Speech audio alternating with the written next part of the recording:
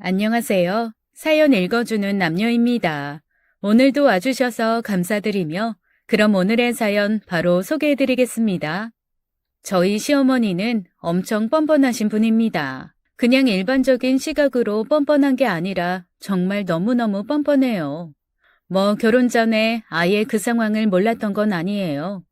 혼수를 요구하는 것부터 시작해서 하나하나 저희 부모님을 다 기함시킬 정도로 뻔뻔했으니까요. 그래서 처음에는 저희 부모님이 제 결혼을 반대하기도 했습니다. 그런데 생각해보니 시어머니는 언젠가는 돌아가실 거고 저는 이 남자가 너무 좋으니까 그냥 조금 제가 무시하고 참고 살 수 있을 거라고 생각했어요. 저희 시어머니는 돌아가신 저희 시아버지의 세 번째 부인입니다. 저희 돌아가신 시아버지가 되게 잘생기셨거든요. 제 남편이 그거 닮아서 아마 제가 제 남편 얼굴 보고 좋아하는 걸 수도 있어요. 그 정도로 시아버지 젊을 때 사진 보면 이런 분이 어떻게 영화배우를 안 하고 평범하게 사셨지라는 생각이 들 정도로 진짜 잘생기셨습니다. 첫 번째 부인, 두 번째 부인하고는 사이가 별로 안 좋으셨던 것 같아요. 그리고 자식도 없었대요.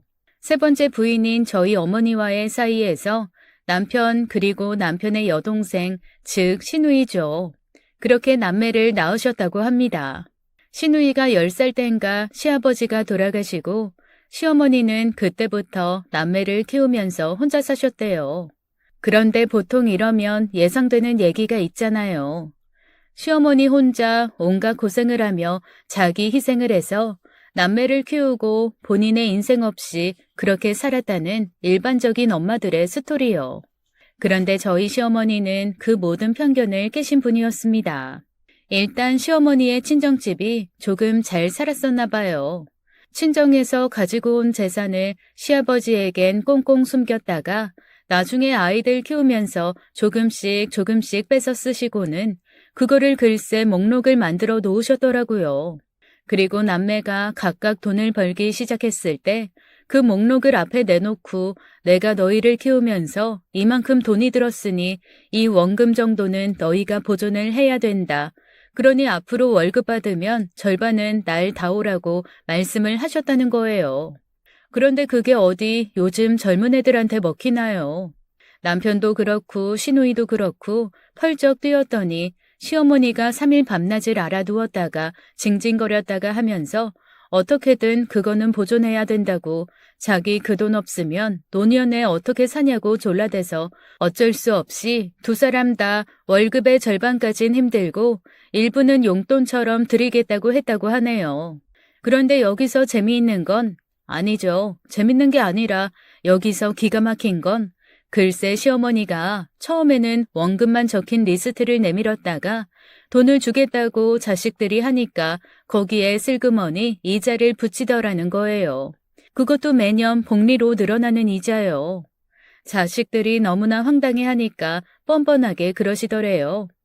야, 물가 상승률도 여기에 적용을 해야지. 어쨌건 결혼 전에 남편이 우리 엄마 이런 사람이야 라고 웃기다는 듯 에피소드라고 얘기해줬지만 그때만 해도 저는 되게 특이하신 분이다라고만 생각을 했습니다. 무심했던 제 발등을 찍은 거죠. 저희 집은 정말 평범한 중산층이에요. 그냥 적당히 산다라는 말이 가장 적절합니다. 제가 부모님 부양할 의무 없고요. 부모님도 노후 대책 다 해놓으셔서 자식들한테 부담 주실 일 없는 정말 각자 잘 살기만 하면 되는 그런 집입니다. 딱히 물려주실 것도 없지만 그렇다고 해서 제가 보탤 것도 없어서 저희 집은 뭐랄까 몹시 쿨하게 우리 각자 번 걸로 각자 잘 살자 이렇게 일찍부터 합의가 된 집이에요. 당연히 대학까지는 그래도 부모님이 학비랑 용돈을 지원을 많이 해주셨고요. 그 이후에 제가 취직해서 사회생활을 한 다음부터는 제가 가끔 부모님한테 자식으로서 제 마음이 당겨서 용돈을 드릴 때가 되면 드리기도 하고 좋은 거 있으면 사드리기도 하고 한 번씩 집에 좀 큰 돈 들어갈 때 조금씩 보태기도 하고 할 뿐 제가 의무적으로 부모님한테 한 달에 얼마를 드려야 된다 이런 거는 없이 살았습니다. 그런데 결혼 전에 다른 선배 언니들이 이렇게 충고를 해주더라고요. 야, 너 남편한테 우리 친정은 도와줄 필요 없어. 이런 얘기 절대 하면 안 돼. 남자들 의외로 단순해서 그런 얘기 듣고 나면 나중에 친정에서 도움이 필요하거나 친정에 뭔가 보태줄 일이 생길 때 아무것도 생각 안 하고 너희 친정 보태줄 필요 없다며 왜 말이 달라져? 라고 얘기한다? 그러니까 시댁에 만약에 50만 원 주면 우리 집도 50만 원 줘야 해 하고 얘기해 꼭. 그렇게 처음부터 세팅해놔야 돼. 아우 언니. 그런데 저희도 버는 게 한계가 있는데 어떻게 양쪽 집에 그렇게 큰 돈을 계속 들여요. 시어머니야 정말 생활비가 없으니 그 정도는 드려야 하지만 솔직히 저희 친정은 굳이 필요가 없는데. 아이고 이 바보 같은 사람아. 그걸 엄마 아빠를 드린다고 생각하지 말고 그냥 네 비자금 모은다고 생각해. 돈 필요 없이 네 돈 잘 보존해 주실 부모님이 계시다는 거 얼마나 큰 복인데. 그거 나중에 너 진짜 후회한다. 듣고 보니 맞는 말이더라고요. 그리고 먼저 경험해본 언니들의 말이니까 저는 그 말도 일리가 있다고 생각했습니다. 그래서 남편한테 얘기를 했죠. 양쪽 집 부모님께 생활비는 똑같이 드리는 것으로요. 사실 둘 다 버는 돈에서 일정 부분 생활비 각출하고 각자 부모님께 자기 용돈에서 돈을 드리는 거라서 더 드리고 싶으면 용돈 줄여 더 드리면 되는 거였죠. 저랑 남편이 다른 건 남편은 시어머니에게 더 드리면 드렸지 덜 드릴 수 없었다는 거고 저는 제가 드리는 용돈을 모두 부모님이 제 앞으로 모아놓으셨다는 겁니다. 네 선배들 말이 맞아. 이렇게 그냥 목돈 모으는 개 붙는다고 생각해. 엄마랑 아빠 네가 주는 돈 없이도 살 수 있으니까. 그런데 문제는 결혼 후 한두 달 지난 후부터 생겼습니다. 저희 시어머니 뻔뻔하다고 했잖아요. 그냥 뻔뻔을 넘어서 기가 막히게 뻔뻔하시거든요. 예를 들어서 시장에 가서 충분히 사도 되는 물건을 꼭 백화점에 가십니다. 그리고는 백화점에서 전화 제 남편한테 전화를 해요. 그런데 저는 사실 일하면서 시어머니 전화를 잘 안 받거든요. 보통 백화점 가서 쇼핑하실 시간이 일하는 시간이잖아요. 그럼 나중에 저녁 한 10시쯤 전화해서 이제 일이 끝났다. 아까 전화하셨던데 무슨 일이시냐 하면 그때는 잔뜩 삐진 목소리로 아니다. 내가 뭐가 좀 필요해서 전화했는데 네가 안 받아서 그냥 알아서 해결했다라고 하시면서 끊으시거든요. 그런 게 몇 번 반복되고 나서는 저도 알았죠. 뭔가 아쉬운 게 있을 때만 저한테 전화를 하신다는 걸요. 그래서 시어머니 전화는 저는 아예 업무 시간에는 받지도 않습니다. 하지만 남편은 그렇지가 않죠. 밤이고 낮이고 시어머니가 전화를 하시면 제깍제깍 받는 정말 멍청한 효자가 바로 제 남편입니다. 남편이 그런 걸 아니까 시어머니는 백화점 갔다가 뭔가 필요한 게 있으면 바로 남편한테 전화를 하시더라고요. 그리고는 그러신답니다. 예, 내가 이거를 지금 사려고 포장까지 다 했는데 카드를 안 갖고 왔지 뭐니? 지금 이쪽 분 연락처를 좀 알려줄 테니까 네가 어떻게 결제를 좀 해주던가 이 회사로 계좌 입금을 좀 하든가 처리 좀 해줄래? 아니면 네가 와주면 제일 좋고. 그런데 일하는 사람이 얼마나 자주 백화점에 뛰어갈 수 있겠어요. 그런 일이 몇 번 반복되고 어떻게 계좌 입금도 안 되고 뭐도 안 되고 할 경우 어머님이 물건을 못 사는 날에는 그렇게 남편한테 서럽다고 울고 짜증을 내고 하니까 결국 남편이 한도가 100만 원 정도 되는 카드를 하나 드린 모양입니다. 엄마 이거 함부로 쓰지 마시고요. 이거 다 제 용돈에서 나가야 되는 거니까 꼭 필요할 때, 급할 때, 당장 정말 급할 때, 그럴 때만 쓰셔야 돼요. 나중에 그 얘기를 듣고 남편에게 저는 이렇게 말했어요. 차라리 고양이한테 생선 가게를 크게 차려주는 게 빠르지 않았겠니? 한도 100만 원? 그거 나는 이틀이면 사라질 거라고 본다. 아니야, 엄마가 그러셨어. 정말 급할 때만 쓰신다고 하셨어. 제 남편은 평생을 자기 엄마한테 속고도 여전히 속고 있었습니다. 아니나 다를까 어느 날 남편이 하얗게 질린 얼굴로 얘기를 하더라고요. 네 말이 맞네. 엄마 한도 카드 100만 원, 3일 4일이면 다 쓰시는 것 같아. 나 지금 카드 값이 너무 많이 나와. 그거는 당신이 알아서 해결해야지. 몇 달간은 내가 알아서 해결했지. 그런데 더 이상은 나도 너무 힘들어. 그동안 용돈에서 조금씩 모았던 걸로 카드값 계속 갚고 있었는데 사실 용돈이 그렇게 넉넉한 게 아니잖아. 이거 어떡하지? 아니, 그걸 나한테 물어보면 어떡해? 그냥 카드를 해지를 해. 어머님한테 카드 해지했다고 하면 되잖아. 아니, 매달 생활비 드리는데 그렇게 카드까지 드리고, 그러면 지금 어머니한테 한 달에 100만 원이 훨씬 넘게 나간다는 건데, 그거를 다 쓰신다는 게 말이 돼? 물론, 우리도 더 많이 벌고 더 부자면 잘해드리면 좋지. 그런데 우리도 앞으로 미래 생각해야 되고, 정말 솔직히 까놓고 말해서, 우리는 우리처럼 지원해줄 자식도 없잖아. 당신이랑 나 앞으로 아이 가질 생각도 없고, 어쨌거나 우리 노후 100% 우리가 다 준비해야 되는 건데 지금 이런 식으로 어머님한테 계속 들어가면 너무 밑빠진 독에 물 붓기 같아. 나도 당신이 효자라는 거 알고 못된 며느리 하기 싫어서 이런 말 사실 하고 싶지 않은데 어머님 좀 너무하신 것 같아. 아, 내가 진짜 우리 엄마 때문에 늙는다 늙어. 사실, 아니다. 뭐 이런 얘기까지 너한테 할 필요는 없고. 왜? 아직도 내가 모르는 얘기가 있어? 남편은 머뭇거리다가 시어머니에 대한 이야기를 시작했습니다. 제가 몰랐던 시어머니의 과거였죠. 시어머니가 세 번째 아내라고 했잖아요. 그런데 그 얘기를 들으면서 아주 잠깐 그런 생각은 들었거든요. 아니, 잘 사는 집 딸이라면서 어떻게 세 번째 아내로 가게 그냥 내버려 두셨지? 시어머니가 시아버지를 엄청 사랑하셨나? 도저히 막을 수 없는 세기의 사랑이었나? 아무리 그래도 그렇지, 그렇게 잘 사는 집이면 그래도 딸을 좀 좋은 집에 시집 보내고 싶어 하지 않나? 아주 잠깐 그런 생각을 했지만 저조차도 집에서 반대하는 결혼 우겨서 했잖아요. 자식 이기는 부모 없고 자식이 좋다고 하면 어쩔 수 없이 허락을 해야 되니까 저는 시어머니도 그런 줄 알았죠. 그런데 남편의 말을 들어보니 그게 아니었습니다. 시어머니가 외동딸이래요. 그리고 시어머니의 엄마, 즉 시외할머니가 엄청 무서운 분인데 그분이 큰 부잣집 딸이었다고 하네요. 결국 시어머니가 부자인 것도 그 엄마가 부자여서 처음에 시집 올 때 돈을 좀 가지고 오실 수가 있었다는 거죠. 그런데 시집을 오게 된 스토리가 아주 가관이었습니다.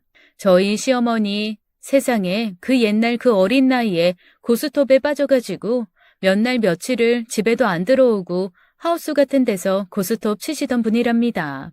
지금으로 얘기하면 완전히 타짜, 도박 중독자였던 거죠. 20대에 집에 있는 거 스물스물 갖다가 팔아서 도박 자금으로 쓰고 그렇게 고스톱을 쳐대면서 거기서 돈을 따면 흥청망청 써버리고 돈을 잃으면 또 집에 있는 거 갖다 팔아 노름 자금 마련하고 그러는 거를 1년 정도 뒤에 시 외할머니께서 아셨답니다. 당연히 시어머니의 엄마는 그런 딸을 가만두지 않으셨겠죠. 남편 얘기 들어보니까 그분은 그 옛날에도 되게 신여성으로 일도 많이 하시고 본인이 재산도 불리시고 약간 여장부 스타일이셨더라고요. 그런 분이 자기 딸이 그렇게 도박에 빠져서 해롱해롱 하는 거를 두고 보실 리가 없잖아요. 그래서 여러 가지 방법을 쓰셨답니다. 어디 절에다가 잠시 보내서 가두다시피 하신 적도 있었고요. 병원도 입원을 시키신 적이 있대요. 하지만 도박은 손을 자르면 발로 하고 발을 자르면 입으로 한다면서요. 저희 시어머니는 몇 년을 그 도박에서 벗어나오지 못하셨다고 합니다. 그런데 그 도박에 빠졌던 시어머니의 마음을 훔친 게 바로 저희 시아버지라는 거였죠. 저희 시아버지를 보고 첫눈에 반한 시어머니가 도박장 쫓아다닐 정신도 없이 저희 시아버지를 쫓아다니게 된 거예요. 자연스레 저희 시아버지 쫓아다니면서 연애를 하느라 도박에는 손을 끊게 됐고 시 외할머니는 그걸 보고 저 남자가 내 딸의 도박 치료제구나라는 생각을 하셨다고 합니다. 그래서 부랴부랴 결혼을 시키신 거였대요. 결혼을 시키시면서 저희 시아버지한테 그렇게 말씀하셨다네요. 내가 저 아이가 화투짝을 손에 쥐지 않는 한은 자네가 먹고 사는데 어려운 일 없게 해줄 걸세. 하지만 저 아이가 화투짝을 다시 손에 쥐는 한 자네도 저 아이도 내 돈 한 푼 가져갈 생각하지 말게.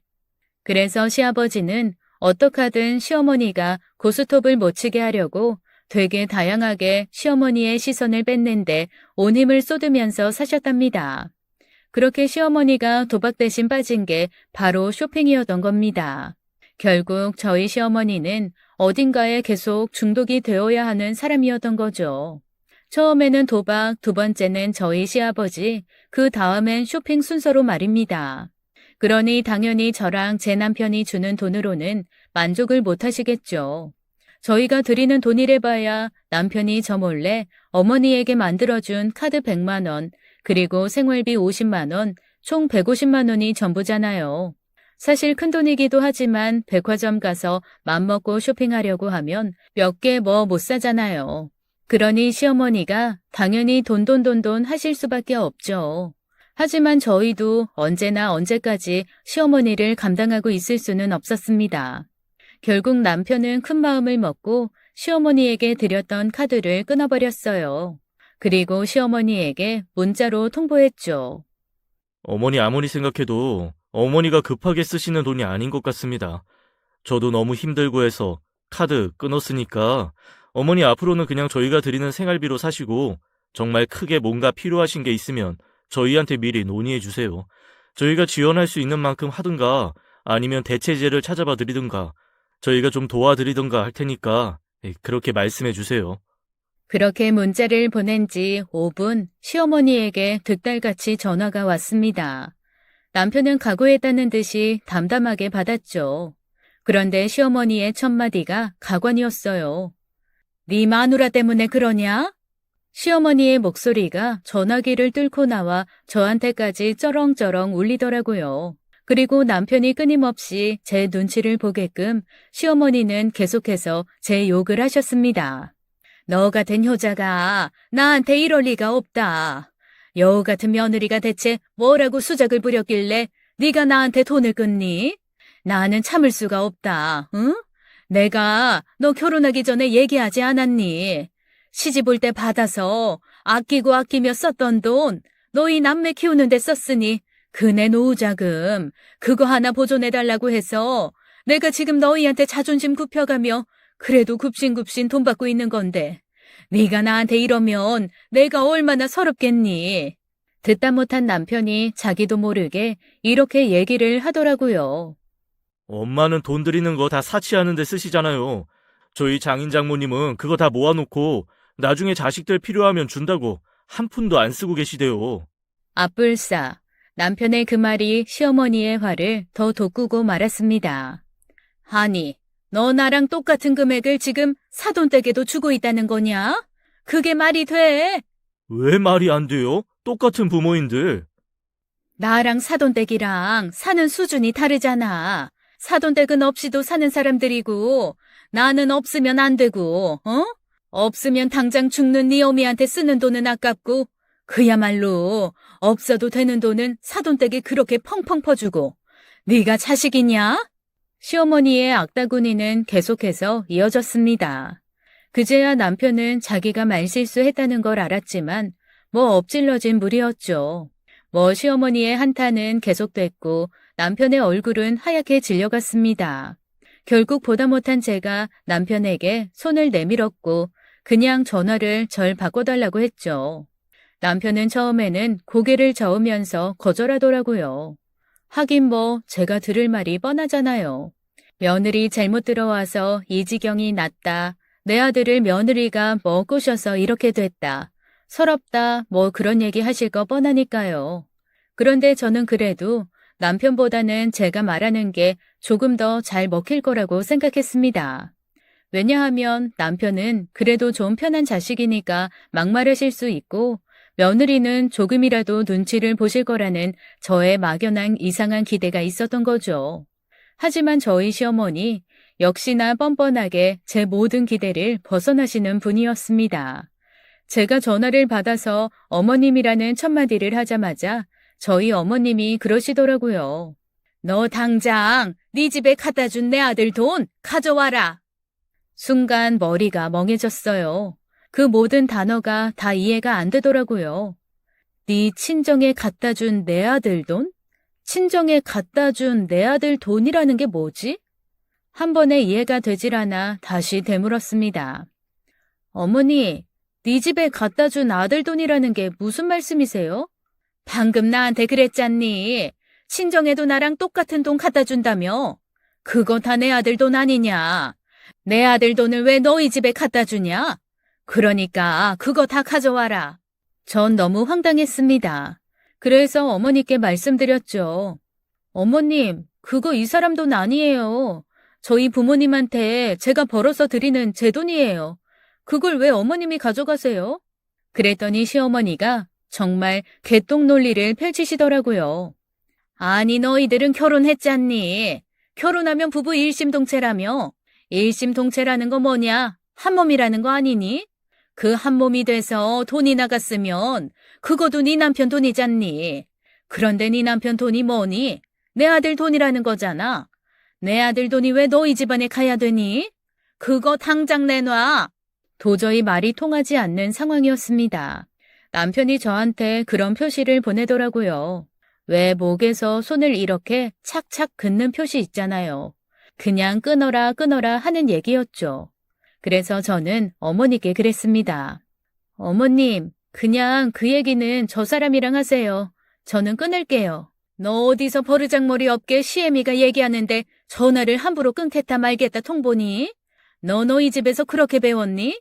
저는 제가 드라마에서나 듣던 너희 집에서 그렇게 배웠니라는 얘기를 제가 직접 들을 줄은 정말 꿈에도 생각하지 못했습니다. 남편이 저한테 전화를 뺐더니 그러더라고요. 엄마, 진짜 그만하세요. 양쪽 집 부모님한테 똑같이 드리는 거 요즘엔 너무나 당연한 일이에요. 그리고 엄마가 저한테서 추가로 더 가져가시는 거 그런 게 이상한 거라고요.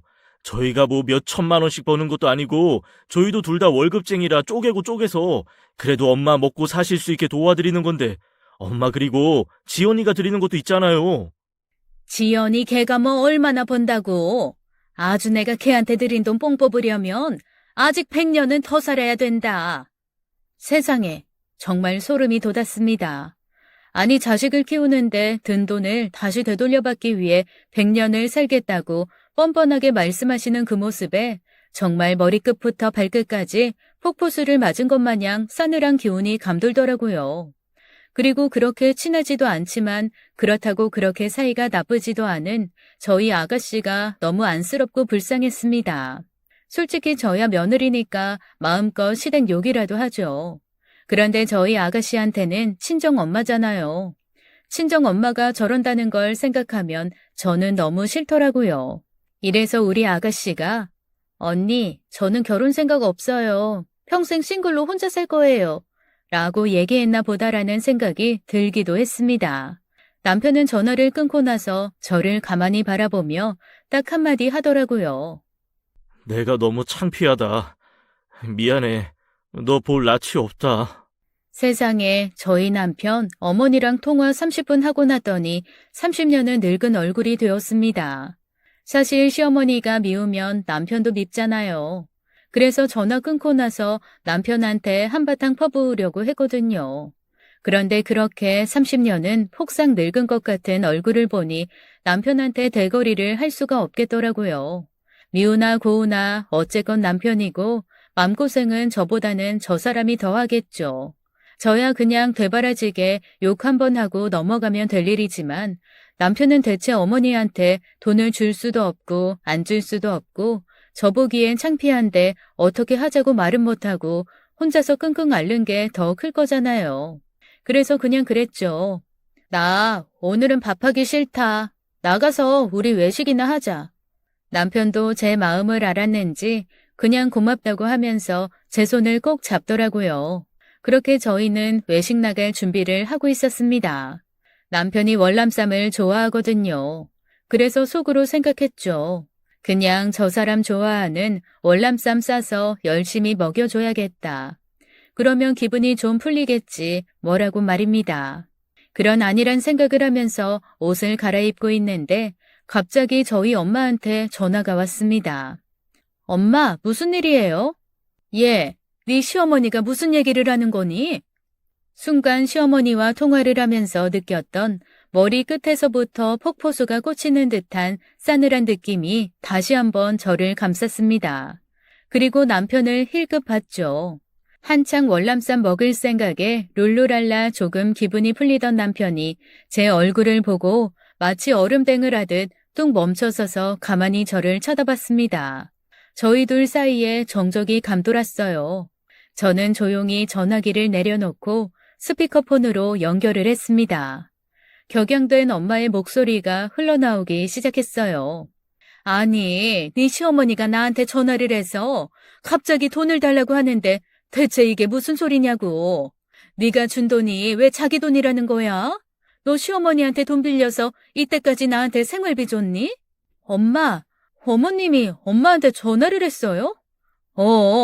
다짜고짜 돈 내놓으라고 소리를 지르는데 아니 내가 무슨 말인지 몰라서 일단 너희한테 확인해보고 연락한다고 그랬더니 너희 시어머니가 나한테 막 소리를 지르더라. 아니 자기를 못 믿어서 애들한테 확인을 하는 거냐고. 자기가 자기 돈 달라고 그러는데 뭘 애들한테 확인이 필요하냐고.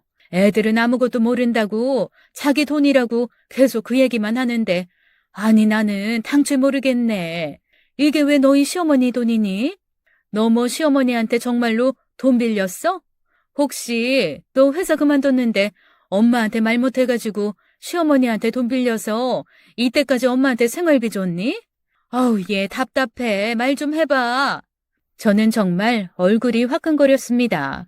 하지만 거기서 제가 뭐라고 말을 할 수가 없더라고요. 왜냐하면 옆에 남편이 정말 세상이 무너진 것 같은 얼굴로 고개를 푹 숙이고 서 있었거든요. 제가 그랬죠. 엄마, 그거 오해가 좀 있었던 거야. 시어머니한테 우리가 잘 말씀드릴 테니까 엄마 당분간 시어머니가 혹시 전화하시면 그냥 받지 말아요. 저희가 알아서 얘기할게요. 아니, 너희가 알아서 얘기하는 건 얘기하는 거고 대체 이런 전화가 온 연유를 내가 알아야 될 거 아니니. 저희 엄마 예전에 수학 선생님이셨거든요. 플러스 마이너스 곱하기 나누기 다 해서 제대로 숫자가 떨어지지 않으면 절대로 그 문제를 놓지 않으시는 분입니다. 그게 일상생활에서도 그래서 어떤 사건이 일어났을 때 전후관계, 인과관계, 연관관계가 다 이해가 돼야 비로소 납득을 하시는 분입니다. 그런 엄마에게 일단 넘어가라고 하는 건 있을 수 없는 일이었죠. 그 점은 저도 알고 남편도 알죠. 어쩔 수 없이 저는 차분히 얘기를 시작했습니다. 그게 아니고 시어머니한테 이때까지 생활비를 드렸었는데 그거 외에 조금 더 돈이 필요하다고 하셔서 이 사람이 카드를 하나 만들어 드렸었나 봐. 그런데 그 카드를 이 사람도 이제 감당하기 힘드니까 그만 쓰시라고 했더니 시어머니가 좀 서운하셔서 이때까지 내가 너 키우는데 든 돈이 얼만데 네가 나한테 이러냐 뭐 이런 말씀 하시다가 그냥 엄마 홧김에 그러신 거야. 그러자 엄마가 너무나 당황스러운 소리를 하시더군요. 홧김에 그런 게 아니던데. 아니, 나한테 사진으로 무슨 내역서를 보냈어. 근데 그 내역서에 아우 몰라 이상해. 그 내역서 일단 너희가 좀 봐봐. 나 일단 끊는다.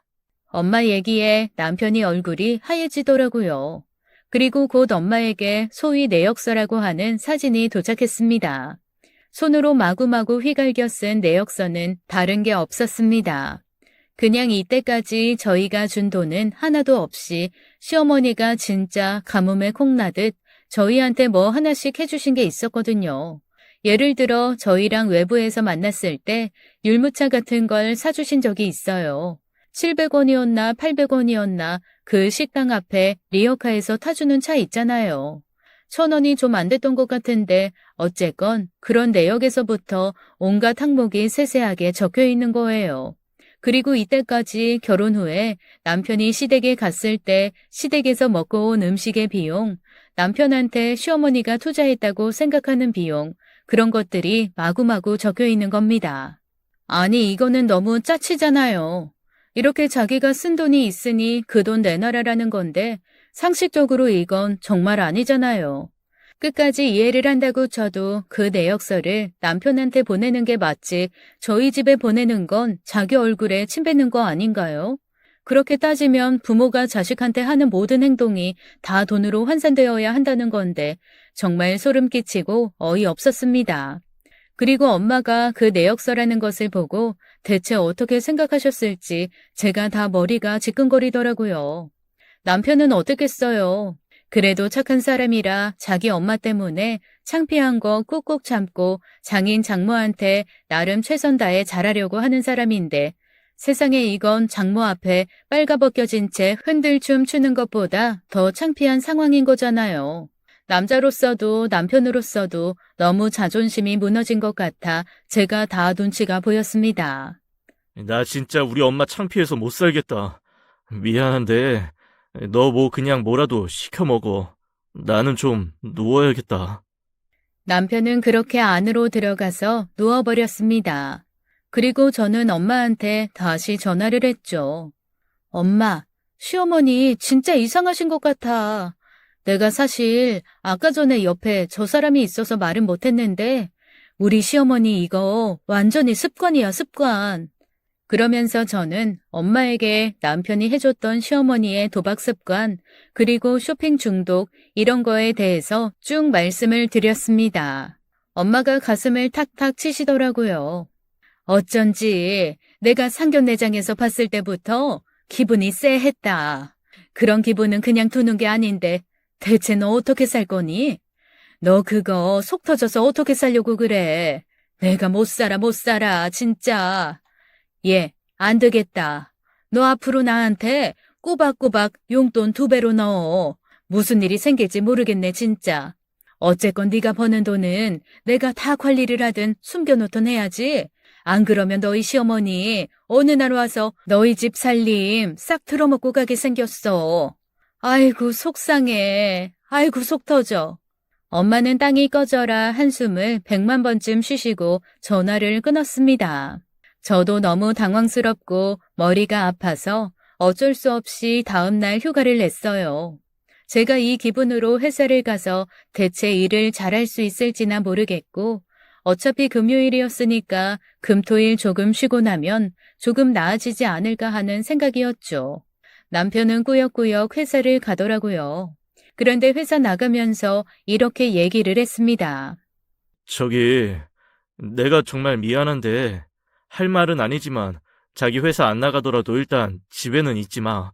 우리 엄마 또 갑자기 불쑥 집으로 찾아와서 쿵쿵거리고 그럴 수 있어. 비밀번호를 아시는 것도 아니긴 하지만, 나도 이제 예측이 안 되니까 내가 뭐라고 말을 못하겠다. 안 그래도 친정 가 있을 거야. 자기도 이따가 거기로 와. 거기서 우리 같이 엄마 밥이나 먹고 오자. 내가 무슨 낯짝으로 장모님을 보냐. 해주신 밥은 어떻게 먹고. 그냥 자기나 맛있게 먹고 와. 무슨 소리야. 우리 엄마 그런 사람 아닌 거 알잖아. 당신 좋아하는 간장게장 엄마가 해놨다고 했어. 그러니까 와서 게장 먹어. 내가 정말 장모님한테 내가 어떻게 해드려야 될지 모르겠다. 진짜 미안하다. 남편은 지은 죄도 없이 그렇게 대역 죄인이 돼서 고개를 푹 숙이고 회사로 갔습니다. 처진 어깨를 보는데 또 왜 그렇게 짠합니까? 진짜 시어머니가 너무너무 원망스럽더라고요. 저도 모르게 혼잣말로 욕이 다 튀어나왔습니다. 정말 노인네, 정말 온갖 꼴보기 싫은 짓은 다 하네, 진짜. 아휴. 그렇게 한숨을 푹푹 쉬고 있는데 느닷없이 아가씨에게 전화가 오더라고요. 아가씨랑 통화하는 건 1년에 몇 번 없는 일이라 이건 또 뭔가 했죠. 언니, 괜찮아요?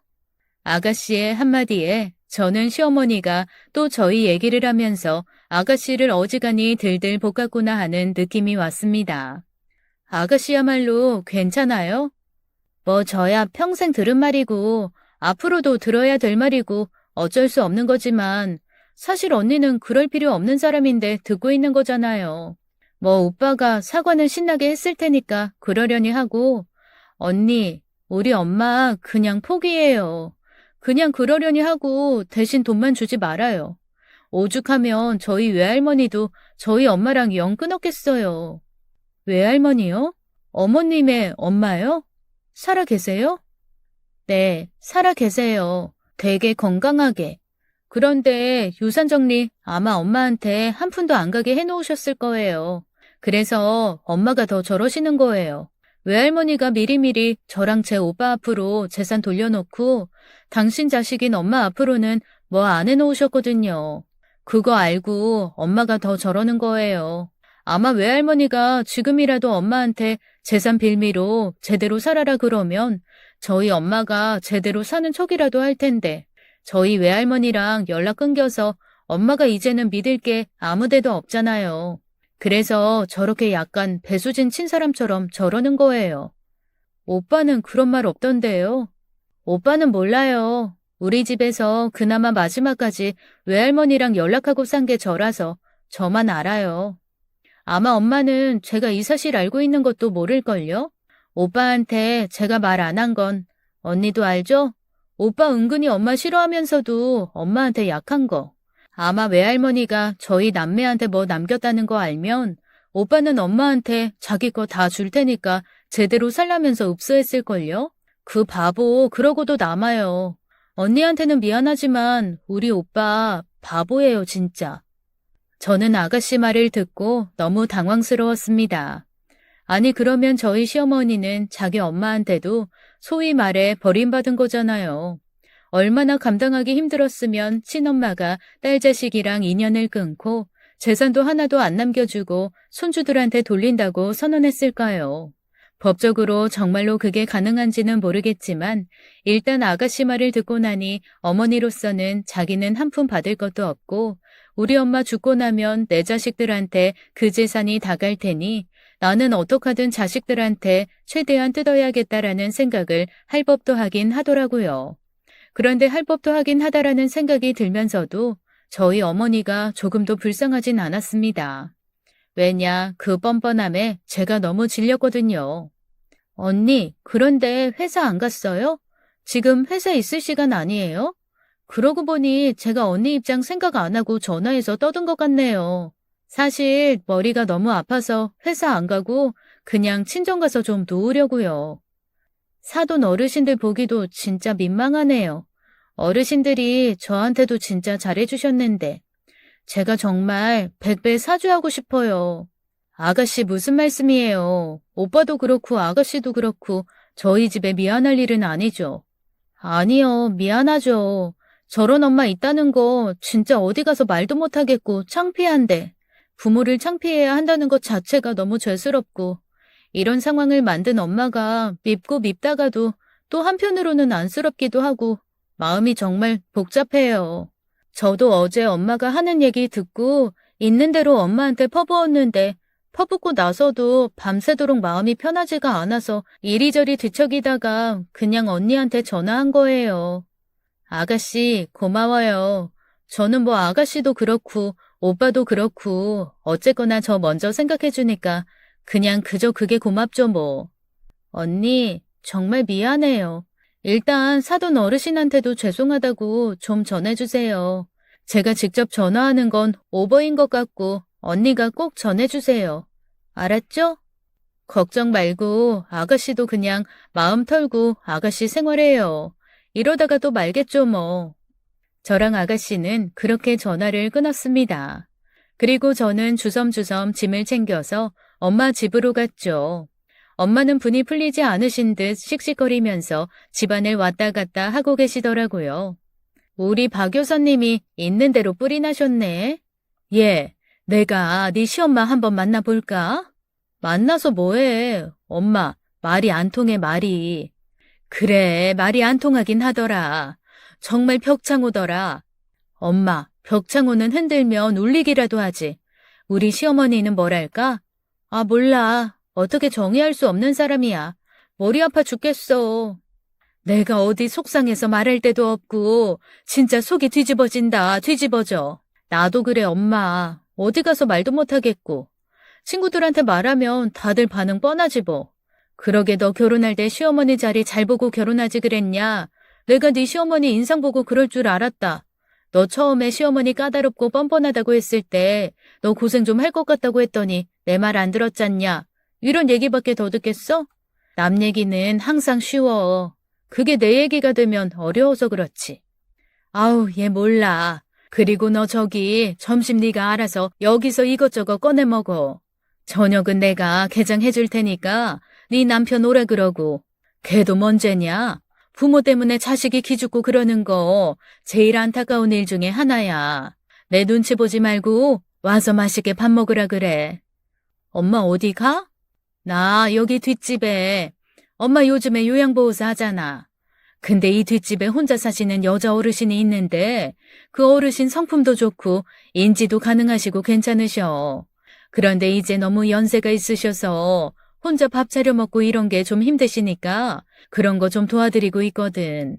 근데 워낙 뭐 집도 좋고 음식 해주시는 아줌마는 따로 있고 집 청소하고 빨래하면서 살림 도와주시는 분도 따로 있어서 엄마는 그냥 가서 말벗 정도 해드리고 식사하시는 거 옆에서 좀 도와드리고 그래. 한 4시간 정도만 하고 올 거야. 그러니까 너 여기서 혼자 점심 먹고 놀고 있어. 알았어, 엄마. 그럼 잘 다녀와요. 그렇게 엄마는 뒷집에 사시는 할머니 식사 지원, 정서 지원을 하러 가셨습니다. 저는 그나마 친정에 오니까 조금 마음이 풀리더라고요. 어딘가에 뭔가 말을 할 수 있는 것만으로도 마음에 쌓인 응어리는 좀 덜해진 것 같아요. 그래서 소파에 벌러덩 누워서 잠을 자기 시작했죠. 평일 낮에 그렇게 누워서 자는 잠이 얼마나 꿀잠인지 그만 점심도 먹지 않고 엄마가 집에 들어오실 때까지 내내 잤습니다. 그런데 엄마가 엄청 호들갑을 떨면서 들어오시더라고요. 얘, 일어나. 네가 지금 이러고 자고 있을 때가 아니야. 엄마, 언제 왔어? 지금 왔어, 지금. 그런데 너 혹시 네 시어머니 엄마 이름, 그러니까 시외할머니 성함 아니? 시외할머니? 시외할머니는 갑자기 왜? 저는 순간 멍해졌습니다. 잠이 덜 깨서 혹시 내가 아가씨한테 들은 얘기를 엄마한테 했나 하는 생각까지 들었는데 제가 오자마자 거의 엄마가 바로 나가서 아가씨가 한 얘기는 할 시간도 없었거든요. 그런데 엄마가 갑자기 시외할머니에 대해 물어보니 어안이 벙벙하더라고요. 내가 그분 성함을 어떻게 알아? 모르지 당연히. 그럼 네 시어머니 이름이 김연준 맞지? 약간 남자 이름 같은. 맞아.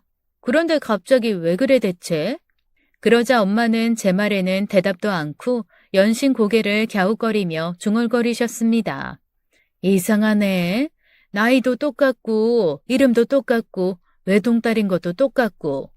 엄마, 무슨 얘긴데? 왜 그래? 어디서 무슨 소리를 듣고 왔길래?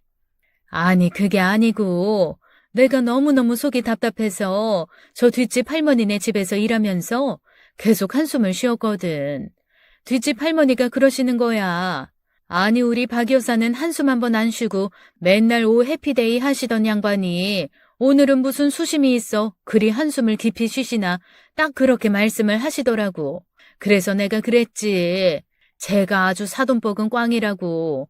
세상에 사위도 아니고 사돈 때문에 이렇게 속이 뒤집힐 일이 있을 줄은 몰랐다고 그랬더니 그 할머니가 그러시는 거야. 그렇게 속이 답답할 땐 임금님 귀는 당나귀 귀 하는 마음으로 누군가한테 뭔가 와르르 쏟아내는 것만으로도 일단 마음이 좀 해소가 된대. 나는 늘 심심한 노인네니까 그냥 나한테 얘기를 해라라고 하시는 거지. 그래서 내가 듣고 보니 일리가 있고 뭐 다른데 말날 일도 없고 어차피 내가 이때까지 살았던 거 다 알고 너 어떻게 사는지도 그냥 나한테 얼추 들어서 아시는 분이니까 얘기할 만하겠다 싶었거든. 그래서 얘기를 했지. 그런데 내 말을 들으면서 점점 그 할머니 표정이 안 좋아지시는 거야. 그러면서 나한테 계속 물어보시더라고. 정말로 그 사돈집 친정에서 도박 때문에 그 남자랑 결혼을 시켰냐? 3번째 아내로 가는 거를 허락을 한 거냐 그래서 나는 처음에는 이분도 황당하시구나 싶은 마음에 아 그랬대요 하면서 막 네가 해준 얘기를 그대로 다 전했지. 내 마지막에 그 할머니가 혹시 당신 사돈 이름이 김연준이요? 라고 묻는 거야. 내가 순간 사돈 이름이 뭐였지? 라고 생각을 하는데 이름이 맞는 것 같아. 그래서 예 그런 것 같습니다만 제가 갑자기 물어보셔서 조금 헷갈리기는 한데 그 이름 맞아요 라고 했더니 그분이 갑자기 한숨을 푹 쉬시면서 눈을 지그시 감으시더라고. 그러더니 나한테 그러시는 거야. 오늘은 지금 가봐야 된다고. 자기 그냥 혼자 좀 있고 싶다고. 그래서 내가 어르신 왜 그러세요? 아는 분이세요? 하고 걱정돼서 물어봤지. 그랬더니 그분이 나한테 세상에 숨도 안 쉬고 얘기를 쏟아내던 엄마가 순간 말을 멈추고 머뭇거렸습니다. 왜 엄마? 무슨 일인데? 왜 뒷말을 못해? 아니, 뒷집 할머니 딸이래. 네 시어머니가. 머릿속에서 북과 증이 한꺼번에 울리는 느낌이었습니다. 저는 엄마의 말을 듣고 한동안 아무 말도 못하고 입만 벌린 채 멍하게 앉아 있었어요. 그리고 계속 엄마한테 물어봤죠. 아니, 엄마, 우리 시어머니의 어머니가 왜 엄마 뒷집에 사셔? 낸들 아니, 세상에 세상 좁다 좁아 진짜. 엄마, 앞으로는 그분이 엄마한테 뭐를 물어보든 간에 엄마가 그냥 여기까지 알고 있는 게 다라고, 더 이상 아는 게 없다고 그냥 그렇게 얘기해. 왜? 너 시 외할머니 살아있는 거 알고 있었어? 오늘 오전에 아가씨랑 통화하다가 알았어. 그리고 이따가 저기 신랑 오면 말하지 마. 여튼 그래줘 엄마. 그래 알았다. 이게 뭐야. 나는 그냥 어디 털어놓고 속 좀 시원해질까 해서 얘기했는데 진짜 세상 너무 좁네. 아주 지구촌 마을이야 지구촌 마을.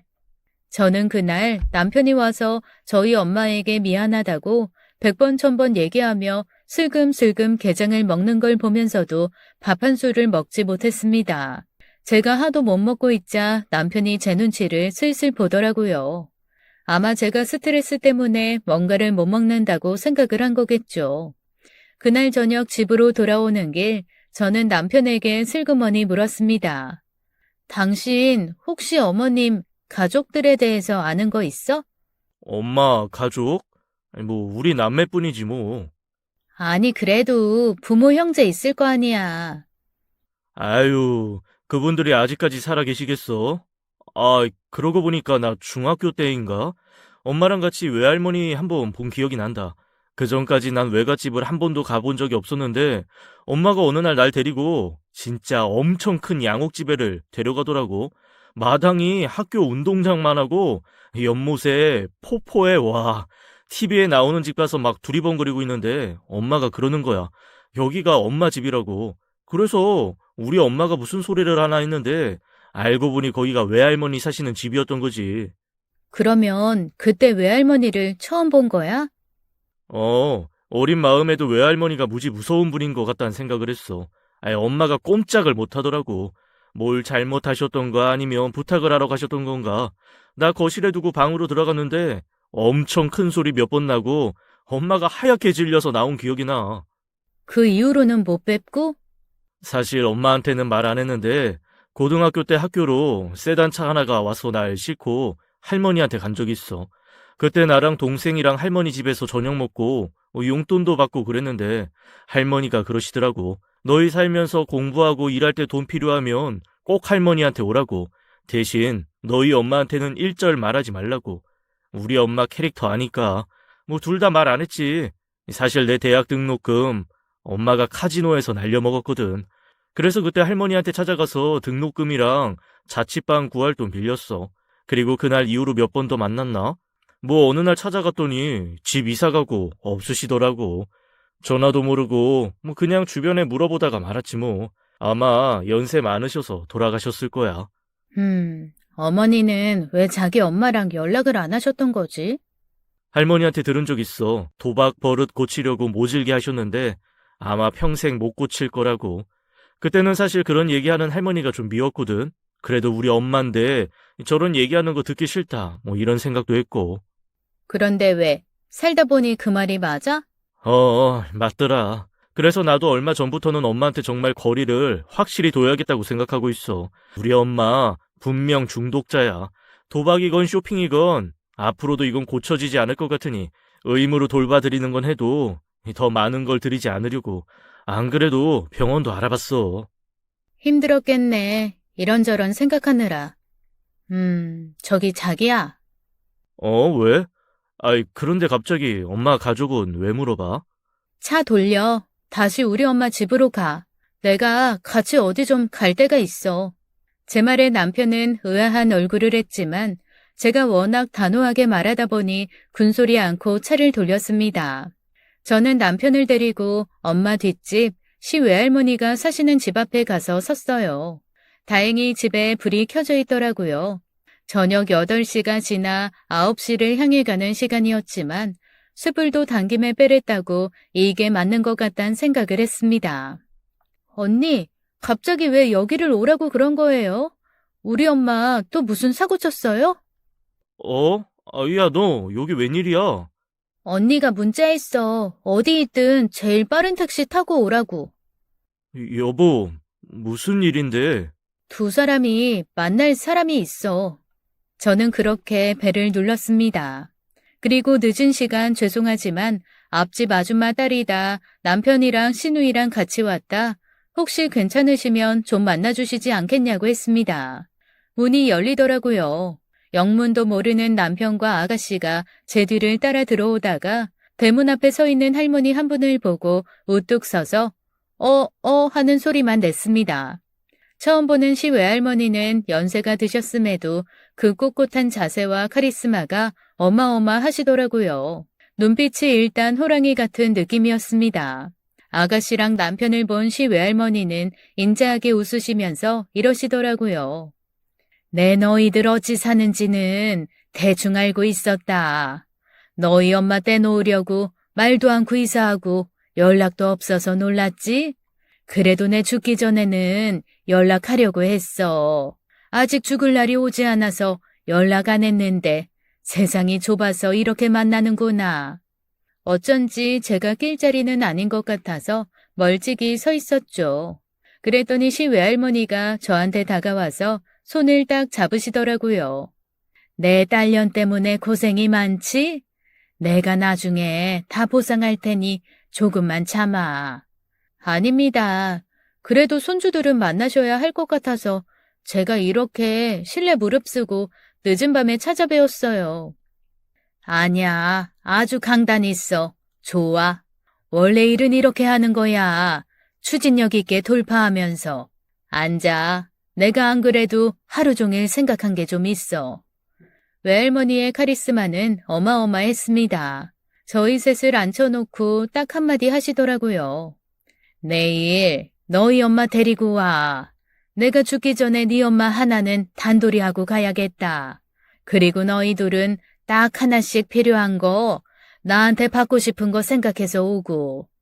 그렇게 짧은 시간 시 외할머니를 만나고 나오는 길 남편과 아가씨는 제게 자초지종을 듣고 고개를 설레설레 저었습니다. 그리고 다음 날 시어머니는 남편이 모시러 가자 혹시 자기한테 사과하면서 쇼핑이라도 시켜주려나 싶어 잔뜩 상기된 얼굴이 되어 나타나시더군요. 그런데 그 자리에 저랑 아가씨가 있고 남편이 모시고 간 곳이 저희 친정 근처라는 걸 알고는 바로 얼굴이 구겨지셨습니다. 아니 내가 왜 여길 와? 왜? 직접 돈 받으라고? 시어머니 말에 남편은 가타부타 대답 없이 시 외할머니의 집으로 어머니를 모시고 갔어요. 저랑 아가씨도 뒤를 따랐죠. 영문도 모르고 따라 들어간 시어머니는 자기 엄마를 보고 기절하듯 놀라더군요. 그리고 무슨 독수리 앞에 병아리처럼 납작 엎드리는데 와, 사람이 저렇게까지 태도가 달라질 수 있구나 싶으면서 어이가 다 없었습니다. 내가 그동안 네가 해먹고 산 거 모를 줄 알았니? 그래서 나도 너한테 청구하려고 불렀다. 네가 나한테서 가져간 돈, 도박 뒤치다거리 하느라 쓰게 한 돈, 그거 다 내놔라. 여기 상세명세서 있고 법적으로 도움 줄 변호사들도 있다. 이거 받아들여서 3개월 안에 싹 돈 갚든가 아니면 다시는 내 손자들한테 돈 달라 뭐 해달라 하지 않고 딱 너 지금 살고 있는 집 그거 모기지로 내서 죽는 날까지 살겠다고 계약 썼어. 네 자식들이 엄마 생각해서 성의껏 뭐 자잘한 거 해주는 건 나도 상관 않겠다. 하지만 지금처럼 이상한 소리 해댈 거면 지금 너 사는 집에서도 알몸으로 나가. 그것도 네 집 아닌 거 알지?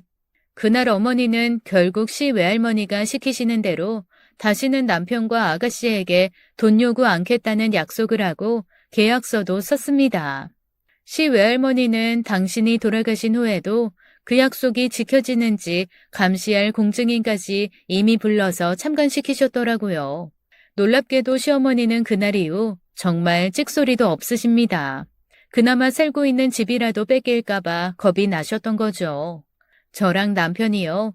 재산 안 받아도 되니 지금처럼 시어머니가 기죽은 채 살아주시면 더 이상 소원이 없겠어요. 정말 이렇게 편할 수가 없거든요. 남편도 더 이상 시어머니께 시달리지 않으니 많이 편해진 듯 보입니다.